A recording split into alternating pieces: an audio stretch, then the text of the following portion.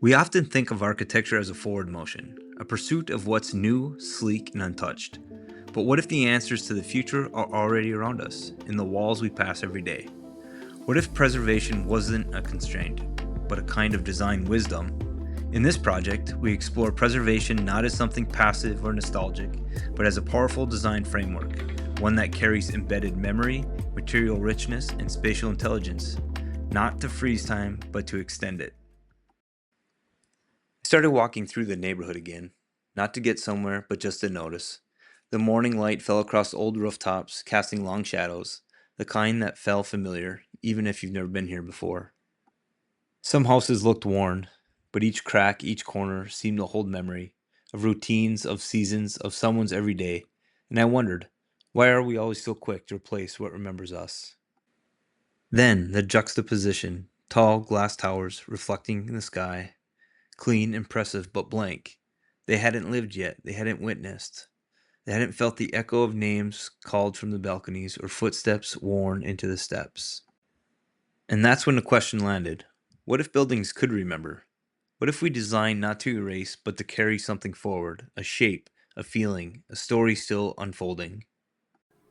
There used to be an old structure here. I remember walking by it every day on my way to class. Its bricks were worn, the windows dusty, but it had a presence, like it remembered you each time you passed. Now, that building is gone, fenced off, replaced by something shiny and new. Modern? Yes, but also quiet. It doesn't carry the same echo.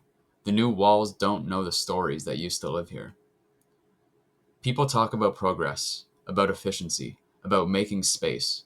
But when we clear away old buildings, we clear away the rhythms of memory, the spaces where people gathered, where laughter echoed, where community was formed. It made me wonder, what if preservation isn't about stopping change? What if it's about guiding it? Could those old drawings and aging walls guide us in finding a way to preserve historical cultural identity while still being innovative for the present? Current research literature on the topic asks similar questions. A study by Serbian architects in 2015 said that with the intensive development of modern techniques in architecture, how to preserve a building that represents cultural heritage in an authentic state and inspire it with a life of modern building adapted to new purpose is becoming an increasing problem. They propose that the best way to find this balance are to follow several important principles. These are discrete intervention, evaluation and preservation of existing ambient and context, and clear differentiation between old and new as a means of avoiding historical forgery. Other contemporary literature highlights the importance of maintaining this architectural heritage, especially among communities that rely on tourism. A 2013 study from Kuwait found that the benefits of domestic tourism promotion through architectural heritage development sites can be far reaching. For communities, it can strengthen the local economy, increase community pride, and stimulate economic growth. All of this raised the question for us: what does it actually look like, in practice, to design with memory? To not erase, but renew and build upon. That led us to one real example: a renovation project where the past wasn't demolished, but reimagined in an exemplary way.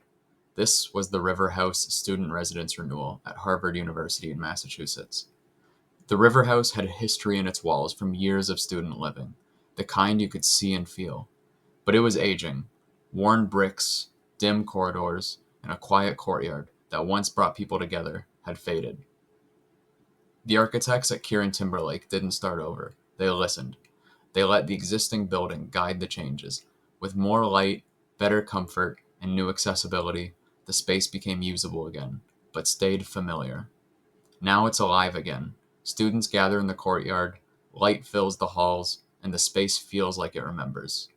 One student said, "It's like the place knows who lives here." Before exploring the larger conversation around preservation, we felt it was important to hear from someone directly impacted by the changes. This is a response from a student currently living in the renovated space. Has your experience changed since the renovation? A question meant to invite a thoughtful and personal reflection. Absolutely. It's like a huge difference. Like it's like day and night difference. Before renovation, the building felt like kind of neglected and not much in use. That was what I felt. But yeah, even though it was functional for sure, but somewhere you would spend more time than necessarily outside, and because you felt cold, just not the temperature, but like emotionally too. You don't feel attached. You just come home, do whatever you would like, and you had to do, and then leave again. Now, entire atmosphere has shifted. The lighting is warmer, and it makes such a difference. It actually feels like home, cozy and welcoming. The rooms feel more connected throughout design, and the shared spaces look more comfortable. I avoid them, but now I used to avoid them actually. And now I find myself sitting in the lounge with a book or chatting with the neighbors. It feels like, the building is inviting you to slow down and be present. That's something I didn't expect it as if when I, just started living in the building, but I really appreciate after the renovation, it has changed a lot. So I enjoy living right now. I love being at home and yeah, it's a good experience after renovation. Preservation today stands at turning point. Some projects succeed, others erase too much, replacing history with the blank, impressive spaces that lack soul. The tension is clear. How do we move forward without wiping memory clean? Can we build can buildings hold stories, not just serve function? These are the questions shaping preservations now. This is where our work begins. Listening what already is in there, exploring how materials and spaces carry memory and how that memory shapes futures.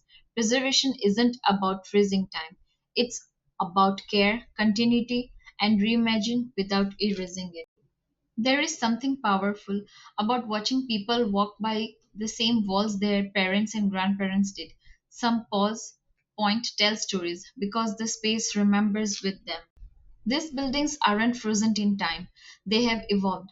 But when we erase too much, we also erase belonging. When we fold the past into the present, people don't just use the space, they feel seen by it. Preservation isn't about freezing time, it's all about carrying it forward. When we preserve memory in design, we preserve connection, identity, and care. We are sending at a choice point. We can keep clearing the past away, or we can build forward with the memory in mind. Not to freeze time, but to carry it forward. Because when we treat heritage as a beginning, not an obstacle, something powerful happens. We make space for both memory and imagination. We invite the past to walk beside us as we shape the future. Innovation doesn't always begin in silence, sometimes it begins in listening. And maybe the future we are chasing is under our feet. In the bricks, the corners, the echoes, we have to just look it closely enough. Preservation isn't holding on to the past, it's about building a future that remembers. A future where we design care, not just a form, where innovation and memory work together, not against each other.